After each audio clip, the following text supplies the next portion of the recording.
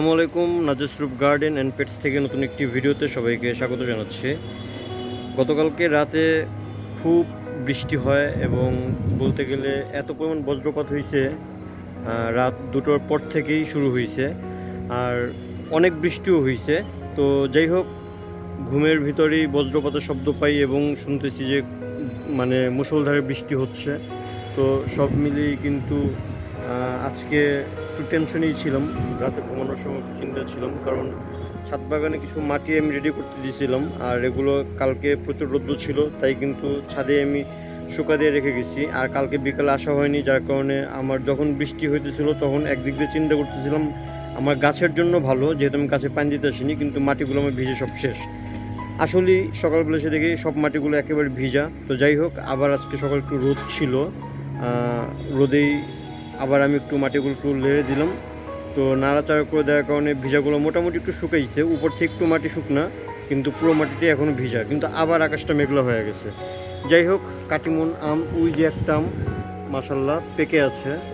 তো যাই হোক, ভালোই লাগলো, আমটা পেকে আছে। হয়তো আর আমরা 2-1 দিনের ভিতরে আমরা হারভেস্ট করতে পারবো। ছাদে কিন্তু প্রচুর বাতাস, আমার গাছগুলো একটু দেখেন, বড় গাছগুলো কিন্তু মাশাআল্লাহ খুব সুন্দর লাগতেছে। আর আজকে মূলত একটা ব্যাপার আমি আপনার সাথে শেয়ার করি। আমি যতই এই করলা গাছটাকে এই মাচা উঠায় দিই, ততই দেখি যে করলা গাছটা আস্তে আস্তে নিচেই পড়ে যাচ্ছে, কিন্তু মাচা উঠতেছে না। যাই হোক, এই ব্যাপারটা আসলে বুঝতেছি না। আমি কিন্তু কয়েকবার এই গাছগুলোকে এভাবে করে মানে উপরের দিকে উঠায় দিছি, কিন্তু গাছগুলো হয়তো নিচের দিকে ঝুলে পড়তেছে বারবার। এই দেখেন, এগুলো কিন্তু বারে বারে আমি উঠায় দিছি, এই পর্যন্ত নিয়ে আসছিলাম উঠায়, কিন্তু আবার এগুলো ঘুরে ফিরে এই নিচের দিকে চলে যাচ্ছে। যাই হোক, এই ব্যাপারটা আসলে আমার তেমন গুরুত্বপূর্ণ কিছু না, কারণ এতটুকু জায়গার ভিতরে ওরা বাড়তেছে, এটা হচ্ছে বড় জিনিস। এই যে একটা করলা হয়ে আছে, তো এটা হচ্ছে বড় জিনিস। এখন উপরে উঠলেও সমস্যা নেই, না উঠলেও সমস্যা নেই।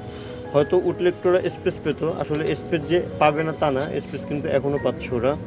ওদের স্পেস পেতে সমস্যা হচ্ছে না, কারণ এই জায়গার ভিতরেই ওরা হয়তো ঘুরে ফিরে থাকতে স্বাচ্ছন্দ্য বোধ করতেছে, বা উপরে হয়তো উঠতে পারতেছে না। উপরে ওঠার যে ওদের পজিশনটা, ওটা হয়তো ওদের মতো হয়নি, এ কারণে বারবার বাতাস হয়তো ফেলে দিচ্ছে। আমি যতবারই ওখানে উপরে ওদের সাথে লাগিয়ে দেওয়ার চেষ্টা করতেছি, ততবারই ওরা কিন্তু পড়ে যাচ্ছে। যাই হোক, গাছে কিছু পুরাতন পাতা হয়েছে, এই পাতাগুলো কিন্তু অবশ্যই গাছ থেকে আমাদের ট্রিমিং করে করে রাখতে হবে। এই যে দেখেন, এই পাতাগুলো কিন্তু ভালো বয়স হয়ে গেছে। তো পাতাগুলো যদিও এ পর্যন্ত কখনো ফেলা হয়নি, আজকে পাতাগুলো ফেলে দিলাম। তো আরও কিছু পাতা আছে এখানে, তো এগুলো আস্তে আস্তে আমরা দেখে ফেলে দিব। মাশাল্লাহ, এই যে করলা, তারপর আরও বেশ কিছু করলা এখানে দেখছিলাম আমি। এখানেও একটা করলা, এই যে একটা করলা হয়ে আছে। তো গাছ যেভাবে খুশি সেভাবে বাড়ুক, ওইটা বড় কথা না, কিন্তু সবচেয়ে বড় কথা হচ্ছে আমি এখান থেকে কিন্তু ফসল পাচ্ছি, এটা হচ্ছে বড় জিনিস। এখানে আরও কিছু ছিল, এই যে একটা হচ্ছে, তারপর ওই যে আর একটা হচ্ছে, দেখা যাচ্ছে না, ওই যে। তো এই তো, তারপরে এখানে আরও হচ্ছে, মানে এখন কিন্তু ডে বাই ডে গাছের গ্রোথ যেমন বাড়তেছে, আবার ফুল ফলের সংখ্যাও কিন্তু বাড়তেছে। ওই সাইডেও করলা হয়েছে। তো যাই হোক, ভেন্ডি গাছ থেকে কিন্তু গতকালকে বিকেলবেলা আরও কিছু ভেন্ডি হারভেস্ট করে নিছে। তারপর কাটিমন আম গাছ থেকেও আম হারভেস্ট করে নিয়ে গেছে। আমি ছিলাম না বাসায়, কিন্তু যেহেতু গার্ডেনের ব্যাপারটা আমি দেখি, সুতরাং যদি ছাদে কেউ আসে কিছু যদি হারভেস্ট করে আমাকে জানায় যে আজকে এটা হারভেস্ট করা হয়েছে বা আজকে এটা আনা হয়েছে। তারপর কিছু কলমি শাক ছিল, আমি সবই দেখাবো আপনাদেরকে। তার আগে একটু আপনাদের আপডেট দিয়ে দিই, সেটা হচ্ছে আমার সিম গাছের যে 4টা সিডস ছিল, 3টা কিন্তু আগেই বসিয়েছি।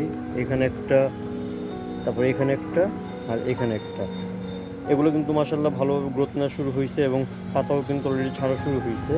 গাছগুলো মোটামুটি এখন বলতে গেলে গ্রোথিং স্টেজে আছে। তো আরেকটা গাছ কিন্তু লাগানো হয়নি, ওই গাছটা আজকে এখানে লাগাই দিছি, ঠিক আছে, কারণ এই গাছটাও আজকে এখানে লাগাই দিছি। আর এই গাছটা সবার পরে কিন্তু বের হয়েছে, এটা বের হতে অনেকটা সময় লাগছে, মানে 2 পাতা বের হওয়ার পর যে বীজটা অটোমেটিক পড়ে যায় না, ওইটা পড়েনি, ওটা পড়তে প্রায় এদের থেকেও 4 দিন পরে এই গাছটা আর কি সিডসটা আর কি জার্মিনেশনের পর পড়ছে। যাই হোক, এটা একটু মানে শুরু থেকে সমস্যা ছিল, এখন দেখা যাক আজকে বসায় দিছি, হলে হবে, না হলে সমস্যা হবে না। 3টা গাছ যেহেতু আছে, আর আগের পুরাতন তো 2টা গাছ আছে, ওইখান থেকে আমি আশা করতেছি একটা হলেও টিকবে। আর নতুন করে আজকে এই যে লাউ গাছের যে সিডসগুলো বসিয়েছিলাম আপনারা সবাই জানেন, আজকে ফাইনালি গাছগুলোকে বসায় দিছি। এখন পর্যন্ত পানি দেইনি। এটা লাউয়ের জন্যই বানানো ছিল আমার বেডটা। তো এটা আরও অনেক মাটি এখানে দেওয়া যাবে। তো পরবর্তীতে যখন দরকার হবে আরও মাটি এটা আস্তে আস্তে বাড়িয়ে দিব। আপাতত শুরুতে জাস্ট এতটুকু মাটি দিয়ে শুরু করলাম। আর বেড কিন্তু মোটামুটি আরও 10 দিন আগে রেডি করে এখানে রেখে দিছি। যারা আমার নিয়মিত ভিডিওগুলো দেখেন তারা কিন্তু অবশ্যই জানেন। তো যাই হোক, মোটামুটি আমার সবজি গাছ বসানো শেষ। আর গতকালকে সকালে বিকালে 2 টাইম ভেন্ডি হারভেস্ট করার পর আজকেও কিন্তু মাশাআল্লাহ ভালো পরিমাণ ভেন্ডি আছে। মানে কি বলবো, গতকালকে রাতে আরও বৃষ্টি হয়েছে, বৃষ্টিতেও কিন্তু গাছের সবজি মানে কি বলে ভেন্ডিগুলো কিন্তু লাগতেছে আরও বেশি বড় হয়ে গেছে, দ্রুত বড় হয়েছে এমনটা মনে হচ্ছে। তো যাই হোক, এখনও কিন্তু যদি হারভেস্ট করি ভালো পরিমাণ ভেন্ডি হারভেস্ট করতে পারবো। তবে হারভেস্ট করি বলতে কি করতেই হবে, তা না হলে এগুলো আবার দেখা যাবে যে পরে আর নিতে পারবো না। হ্যাঁ, ভালো পরিমাণ হারভেস্ট করা যাবে ভেন্ডি। আমি অবশ্যই একটা ফুটেজ আপনাদেরকে দিব হারভেস্টের পর। আর ভেন্ডি গাছের ফুলগুলো কিন্তু বরাবরের মতো সবসময় বলি খুবই সুন্দর লাগে দেখতে, অনেক সুন্দর লাগে। আর অনেক ফুল কিন্তু ফুটে আছে, অনেক ফুল, ঠিক আছে, অনেক ফুল ফুটে আছে। তো সবজির ব্যাপার স্যাপার বলতে গেলে মোটামুটি আজকে এই পর্যন্তই। আর পুঁই শাকের ব্যাপারটা অনেকদিন যাবত আপনার সাথে শেয়ার করা হয় না। দেখেন কাটিং থেকে যে গাছগুলো কিন্তু হয়েছিল ওগুলো কিন্তু আমরা নিয়ে গেছি, আবার নতুন করে কিন্তু ভালো পরিমাণ বড় হয়ে গেছে। আর এই যে এই গাছটা একটু দেখেন, এটা 2 দিন পর পর কাটিং করে 2 দিন পর পরে কিন্তু এরকম ডালপালা ছেড়ে দেয়। দেখেন আবারও কি সুন্দর মতো হয়েছে, ডালগুলো কোথায় এসে পড়ছে দেখছেন, কত বড় হয়ে গেছে। আর এটা যতবারই বড় হয়ে যায় আমি ডালটাকে এইভাবে দিয়ে দিই, ঠিক আছে, যাতে নিচে না পড়ে। তো এখন চাইলে আবার এখান থেকে কাটিং বানানো যাবে। তো এরকম যদি কেউ শাক চাষ করতে চায় তার জন্য কিন্তু খুবই সহজ। বারে বার ঘুরে ফিরে কিন্তু এই আমটার দিকে আমার চোখ পড়তেছে, ঠিক আছে, মাশাআল্লাহ দূর থেকে কিন্তু অনেক সুন্দর লাগতেছে আমটা। আর আমার এই গাছে আর কিছু আম আছে, এই যে এটা আজকে নেওয়া যাবে, এটা নেওয়া যাবে না, এটা আজকে নিয়ে নিলাম, আমটা পেকে গেছে। এটা একেবারে শেষ সময়, এটা আর তেমন বেশি আম নেই, এটা একেবারে শেষ সময়। হয়তো এই গাছ খুঁজে আর 2-4টা আম পাওয়া যাবে। দেখতে দেখতে সব আম হারভেস্ট করা শেষ।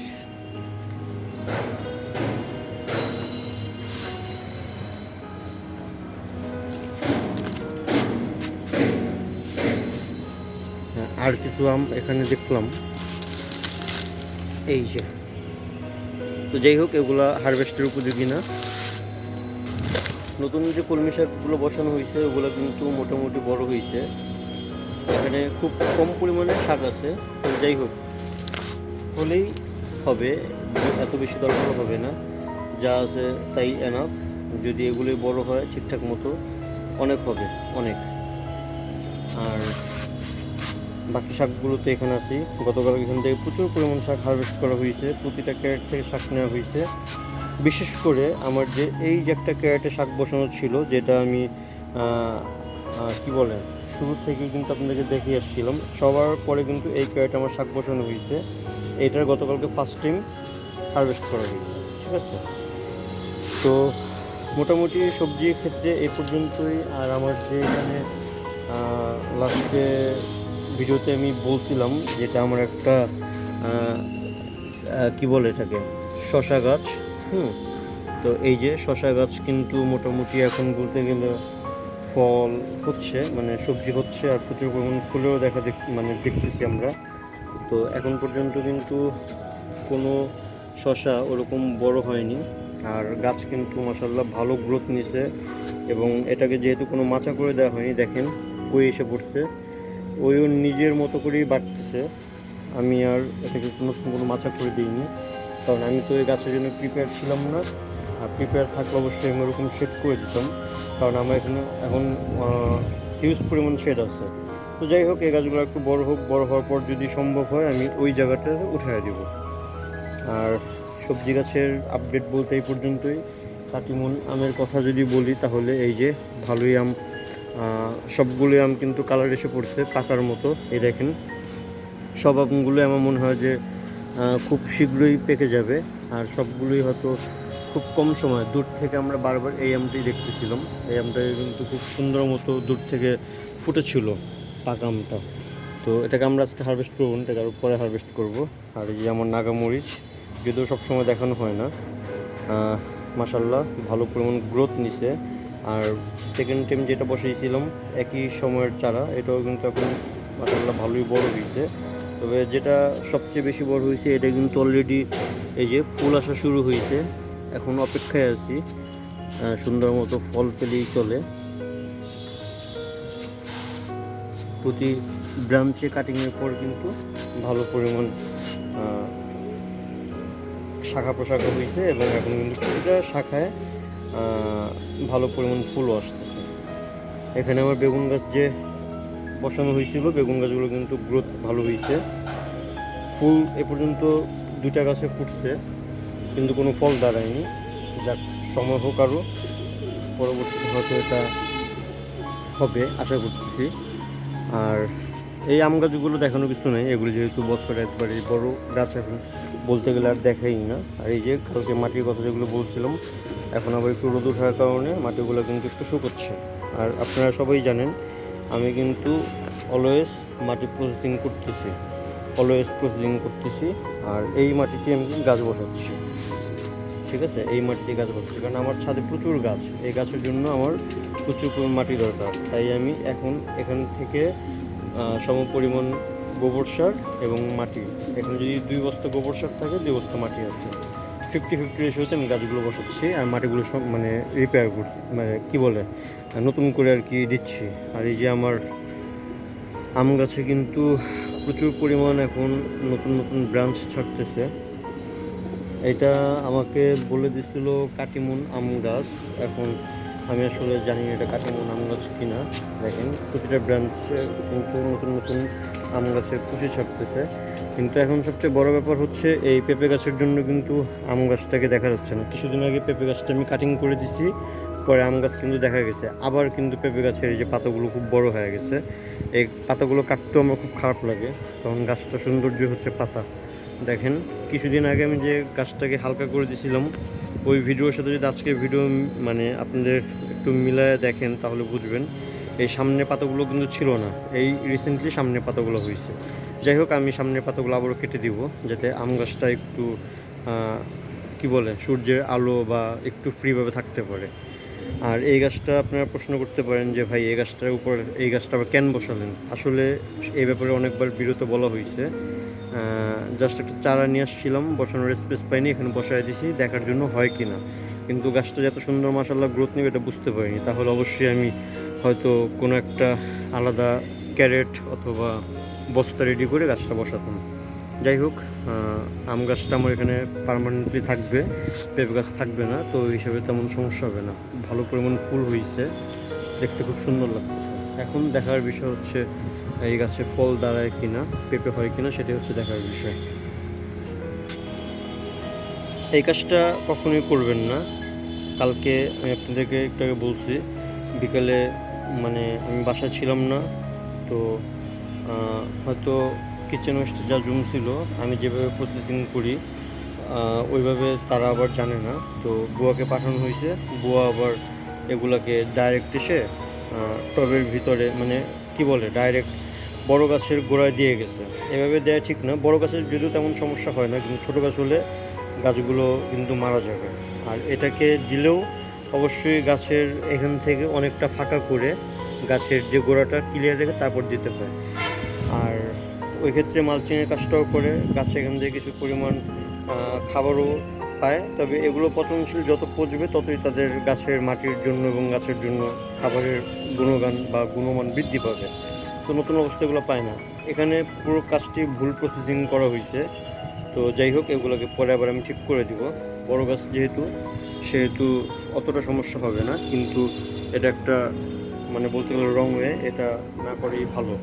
এগুলোকে আমি সবসময় প্রসেসিং করি, হয়তো কোনো খালি ড্রামে রাখি অথবা এগুলো আমি কোনো বস্তার ভিতরে ভরে এটার উপর আস্তে আস্তে মাটির লেয়ার দিয়ে দিয়ে এটাকে আমি গাছ বসানোর একটা বেডে মানে বেড করার চেষ্টা করি। তো তারা না জানার কারণে এই কাজটা করছে। আমি যে লাউ গাছটা বসিয়েছি এবং এই সিম গাছটা বসিয়েছি এগুলো কিন্তু এইভাবেই, এরকম কিচেন ওয়েস্টগুলো নিয়ে আসতাম, এর উপর একটু মাটি দিতাম, এভাবে দিতে দিতে কিন্তু এই বেডগুলো আমি কমপ্লিট করছি। এই যে আমার পুরাতন যে সিমের চারাগুলো এখন মোটামুটি হয়েছে আর কি, তবে এগুলোর প্রতি আমার আস্থা একেবারেই শেষ।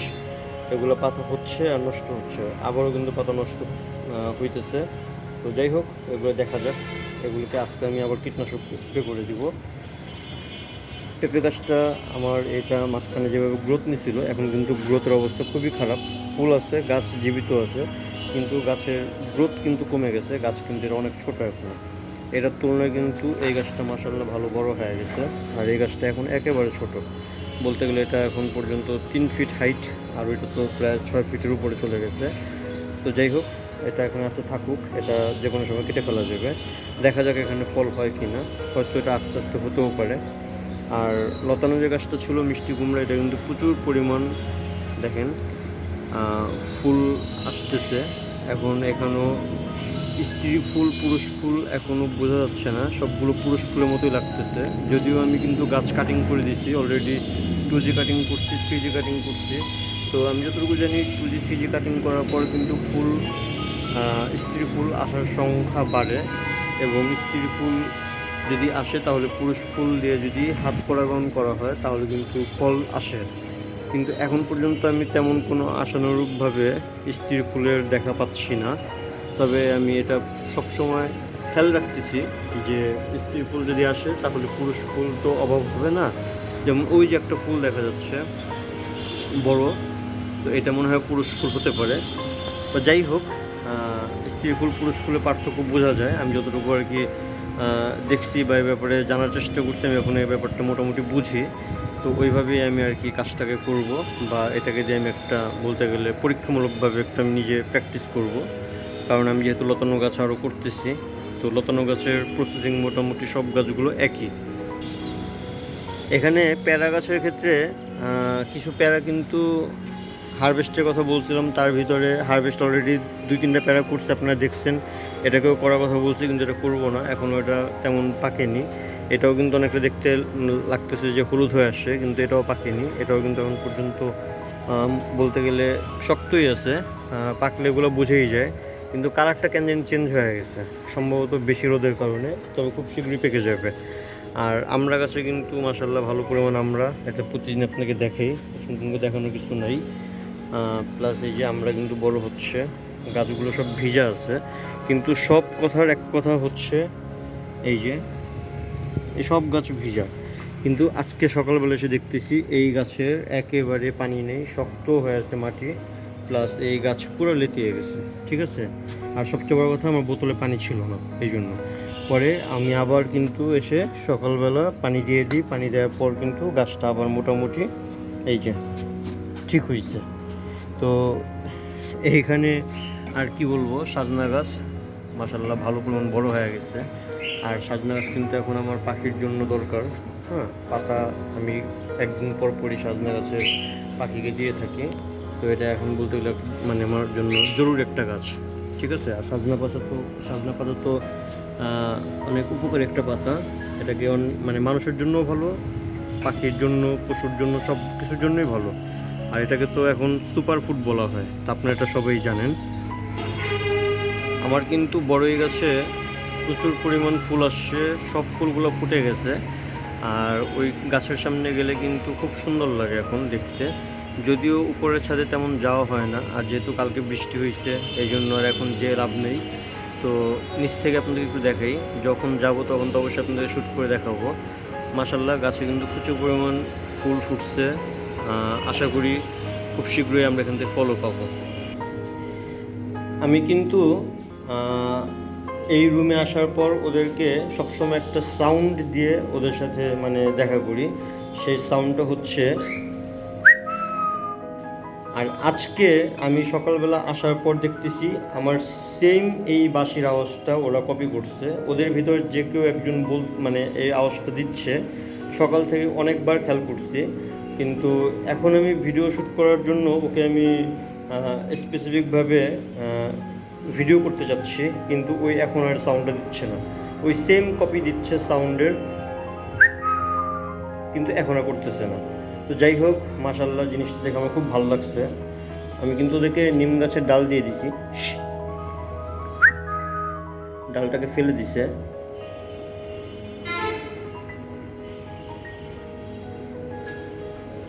এই পাখির জন্য নিম গাছের ডাল সবচেয়ে বেটার। ওদেরকে এই যে নিম গাছের ডাল দিয়ে দিয়ে দেওয়াটা অনেক ভালো। ওরা কিন্তু এই নিম গাছের ডালটাকে সারাক্ষণই বলতে গেলে কি বলে ঠোকরাতে থাকে, যেমনটা এই যে আমার ওই সাইডের ডালটা ঠোকরায় পুরো কিন্তু সাদা করে ফেলছে, এটা ওদের জন্য ভালো। তারপরে এই গাছটাও কিন্তু ঠোকরায় ঠোকরায় অনেকটা সাদা করে ফেলছে। ওরা ম্যাক্সিমাম ওই ডালটাতেই বেশি বসে, এই জন্য ওই ডালটার অবস্থা। আর এগুলোতে এখনও তেমন বসেনি, যে জায়গায় বসে ওই জায়গায় কিন্তু ঠোকরা ঠুকরি করে সাদা করে ফেলতেছে। এই যে দেখেন সবগুলো উঠে গেছে। ওরা এখন মোটামুটি আমাকে চিনে, কিন্তু কে এই টিউনটা করতেছে এটা এখন পর্যন্ত আমি ফাইন্ড আউট করতে পারতেছি না। ওরা খুব বেশি পরিমাণ ডাকতেছে, আমি বাহির থেকে শুনতেছি, এই সাউন্ডটা কপি করতেছে। এক কথা বলতে গেলে কপি বাজ। যাই হোক, এখানে আমি এক কথা আগেই বলছিলাম, 4টা পাখি এখানে টেম করা আর একটা পাখি হচ্ছে টেম ছাড়া। তো যে 4টা পাখি টেম করা সেগুলো কিন্তু সবগুলা আপনার ট্যাগ লাগানো, এই 2টা, এইটা, তারপরে যে এইটা, এগুলো ট্যাগ লাগানো 4টা টেম করা। আর ওই যে কর্নারেরটা এটা হচ্ছে টেম ছাড়া, এটা আলাদা ভিডিওর কাছ থেকে নিয়ে আসছি। তো এই তো মোটামুটি ওরা আলহামদুলিল্লাহ ভালো আছে, সুস্থ আছে। পাখি সম্পর্কে আস্তে আস্তে কিন্তু আপনারা অনেক আপডেট ভিডিও জানতে পারবেন। আজকের মতো ভিডিওটি এ পর্যন্তই। যারা এখনও আমার চ্যানেল সাবস্ক্রাইব করেননি অবশ্যই সাবস্ক্রাইব করে নাজিস গার্ডেন অ্যান্ড পেটসের ফ্যামিলি মেম্বার হয়ে যাবেন। আর ভিডিওটি দেখার জন্য সবাইকে অসংখ্য ধন্যবাদ।